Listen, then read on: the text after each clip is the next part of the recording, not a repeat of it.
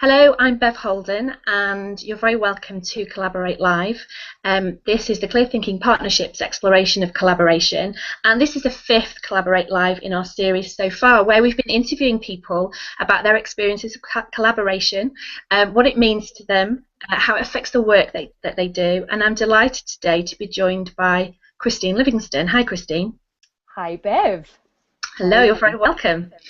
Um, Now, Christine and I met in autumn last year because we were going through some personal development and we just happened to be on the same programme. And it was only in the spring of this year that we were gently pushed towards one another and invited to collaborate. Um, to do some work around the program that we were both in, and so we accepted that invitation, and since then we've spoken a few times and talked to each other about the kind of work we do, and explored all of that together. And that's one of the reasons why I thought, having got to know Christine a little better, that she would be a great guest on Collaborate Live. So I'm going to get straight into our first question. So we've got about 15 minutes to explore collaboration together, and my first question, Christine, is, when you think about some of the great experiences you've had of collaborating with other people, what have been some of the really important factors or ingredients that you've noticed have been around? Well, yeah, great question, I think. And in that context, I particularly think of a piece of business change that I was doing a few years ago, where there were a number of people involved in actually supporting a particular client. So a number of people like me who are like kind of independents or solopreneur, coach, facilitator, OD types, and a number of people inside the business. And I mean, it was fabulously successful, and I think, one of the factors was just that right from the outset, all of us seemed to want to deliver the absolute best for the client. So there was this kind of like shared sense that we wanted to do great work and to do well on behalf of the client that just kind of came through everything we did. I think another factor was, and this happened, I think, more by default rather than it was necessarily something we talked about, but we ended up playing really well to one another's strengths. So we allowed ourselves to be our best selves in the context of working with this client. So for instance, there was another guy I was pairing off, and he's more of a kind of pointy OD person than I am. So he would kind of like he'd do some fabulous stuff about asking like obvious questions or creating an obvious process. And then, because he was great at that, but what he also recognized I was very good at was kind of getting underneath some stuff, so being more of a kind of emergent process person. So he let me play that role, and we could sometimes really two-hand some facilitation brilliantly, because we were kind of, just kind of turning up from different places, but we knew that that's kind of the role one was obviously going to play, and so it was really brilliant. I think another thing that contributed, and I've spoken just about this one guy just now, but there were in fact about 6 of us that were all involved, and I think one of the things that also worked and helped kind of really make it work was that we spent a lot of time together talking about what we were doing and what it meant to us and the possibilities. And so I think that helped us to really understand one another and create relationships as people outside of a kind of delivering work context. Does that make sense? It does, and it's one of the things that I've noticed since being in the corporate world, where you're put together with people, and then you get on with the business of doing the job, and then coming out of that environment, and you do have to invest more time in getting to know the people that you're going to be working with, because you have no common ground. When you work for an organisation, you tend to have the common ground of the values of that organisation. You've all been through an induction, you get what that business is about, but when you come together as a set of independents, I think it's a whole different ball game. So I think there's huge value, and it really makes sense what you're saying about spending lots of time together, talking about what it is you're doing, so you really understand one another. And I really like the point that you make about strengths as well. So I'm curious about that, because was that just something that happened accidentally, that you realised that that was the way it was going to be, or was there a process? Was there investment in revealing those strengths? There wasn't a process. It happened quite spontaneously. We did reflect as we got into it that that's what had happened, that it had emerged that we were allowing one another to do different things. And having had that conversation and having had more of those kind of conversations, in fact, we did it more. And we became much more conscious that that's what we were doing. But at first it happened quite spontaneously. It was really fascinating. I think we were kind of like thrown together, a bunch of people who'd never worked together before. And I do think that our desire to do good work was kind of really the starting point, and a lot of it really flowed from there. But there was one guy who really was the kind of leader of the whole thing, and we totally let him play his leadership role in a way that didn't necessarily make him a hero or whatever, but that's what he needed to do in the context of the piece of work in order that it be successful. But it just emerged. I really like that, the thing you just said about letting him do his leadership thing, because I think when you're thrown together, there's a chance that everybody vies for that leadership. So being able to put aside that ego and that desire to be either in charge or to exert your authority or your experience or your personality on other people, letting go of that is a really important part of making the collaboration work, I think. And it sounds as though that's what happened in your situation. Completely. I mean, I've kind of had this philosophy for a long time that actually I do my best work when I allow others to do their best work, and at the end of the day feel that they did it themselves. And that's kind of tough sometimes, because in a situation where it's your business, you can want to look good or it be noticed that you've helped get X result. Actually, it feels more powerful to me to enable the client to do it themselves. And that's kind of where we got to as a group of collaborators, which was truly powerful. Not one person really wanted or seemed to need to kind of have a kind of more ego sort of a place. And that felt quite rare to me. It does make me wonder about the difference between working in the way that we do for ourselves and then being part of a corporate organisation. Because is there more pressure to be competitive with one another, do you think? Is there more pressure to show yourself in a good light so that you can be promoted or be recognised for what you do? And do you think we kind of don't have that same pressure? I don't know, it just occurred to me when you were talking about it. I'd say there's a different pressure. I think in a corporate context, there's the pressure to play whatever game, is prevalent in the organisation and be seen to be taking part and ticking boxes and, doing the competitive things so that you're going to get a good review or be promoted or whatever you make up is real in your context. I do think there's a different kind of that pressure for us.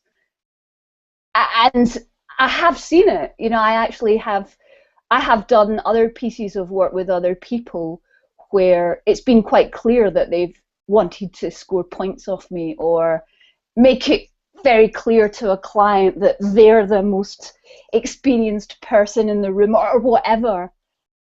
So it's curious.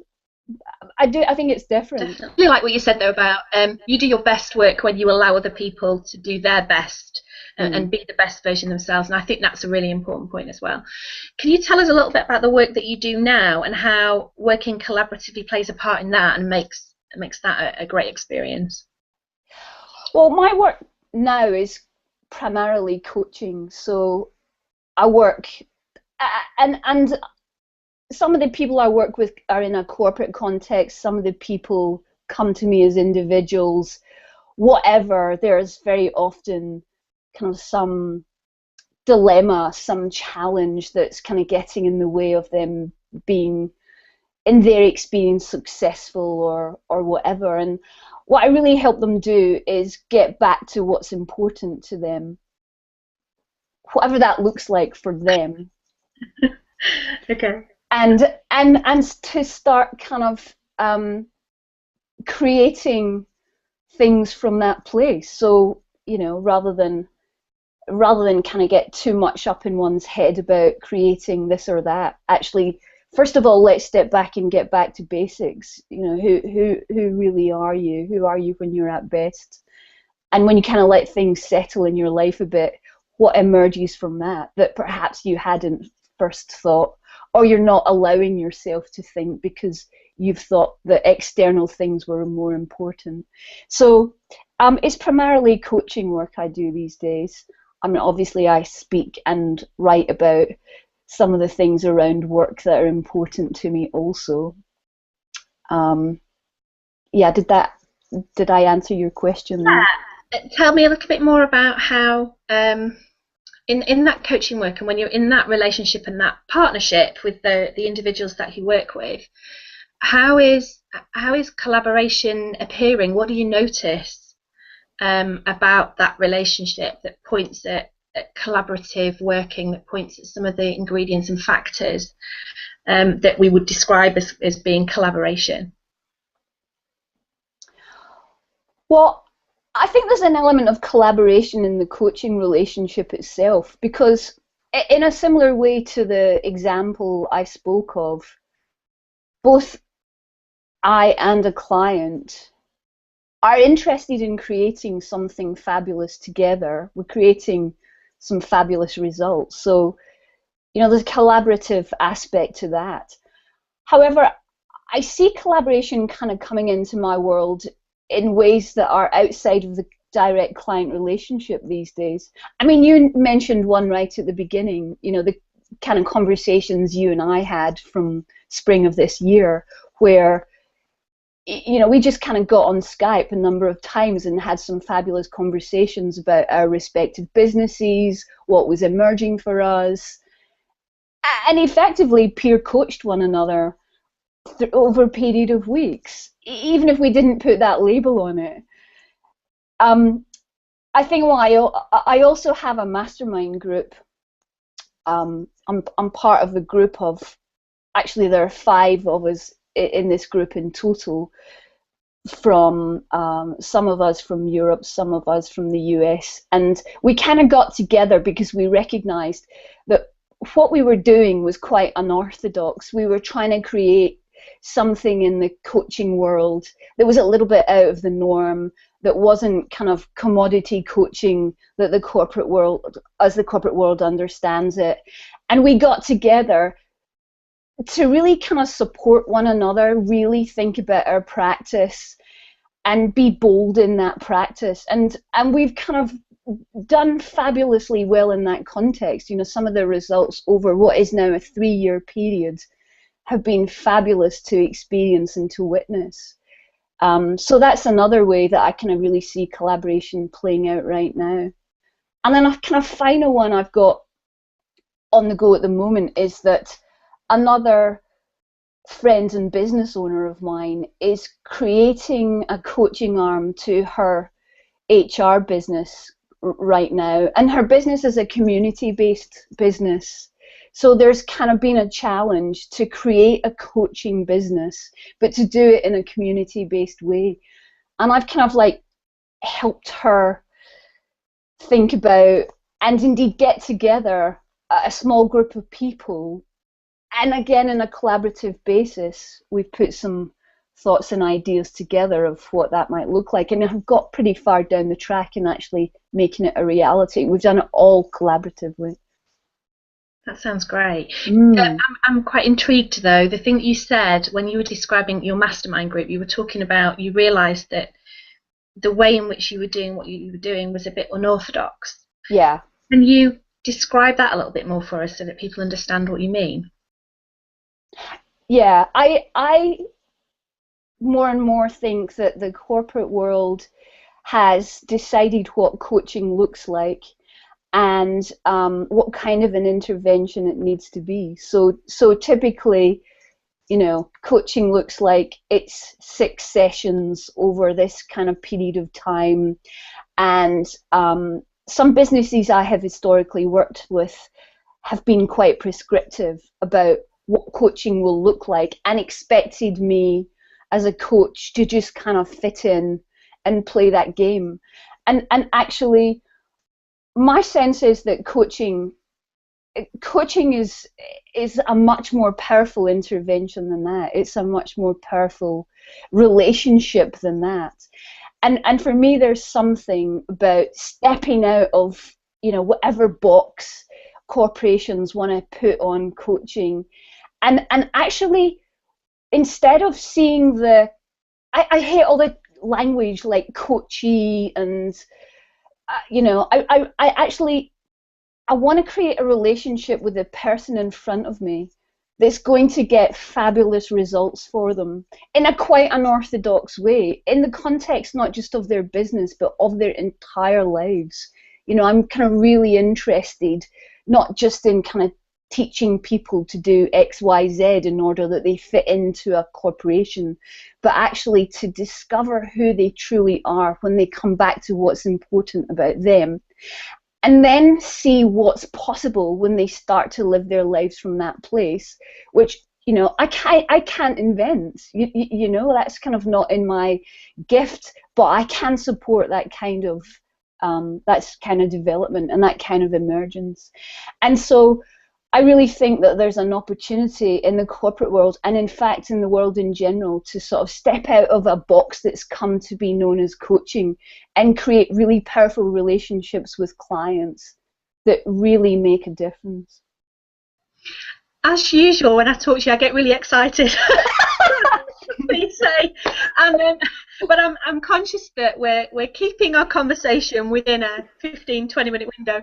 So as much as I have loads of questions to ask about that, I'm going to ask you the final question, which is, if you were able to collaborate with anybody on the planet, in the universe, who would that be and why?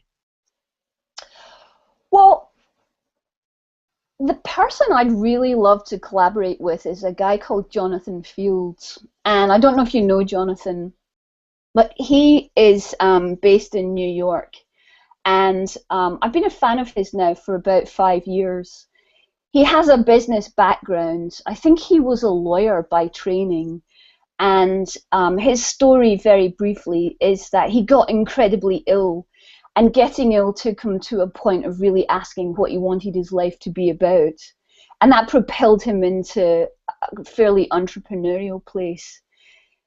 But as he's kind of developed his entrepreneurial business, he's done so with real heart. So he's done a fabulous job of melding business and profit and the whole commercial world with well-being and what's important to live a really good life. In fact, one of his products is called the Good Life Project.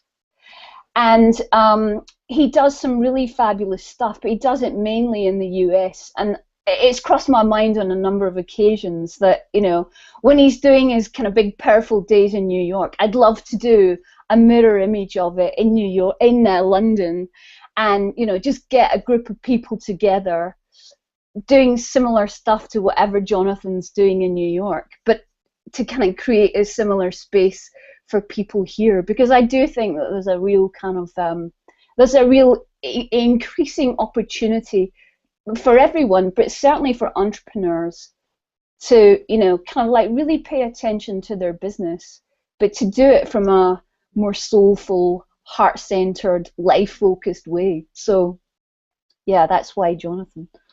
Okay, so if the virtuous circle of collaboration works, who knows where that might go in terms of email introductions and goodness knows what else. So that's great. That's really interesting. So we've come to the end, Christine. Thank you so much. It's been an absolute pleasure to talk to you as usual, and thanks for sharing some of your stories and experiences. This is the fifth, as I said, interview in our I can't say the word, Collaborate Live series. We'll be back next week, and next week we'll be speaking to Martin Johnson from Big Picture. But for now, I just want to say a huge thank you, Christine, and goodbye for now. Thank you, Bev. It's been wonderful.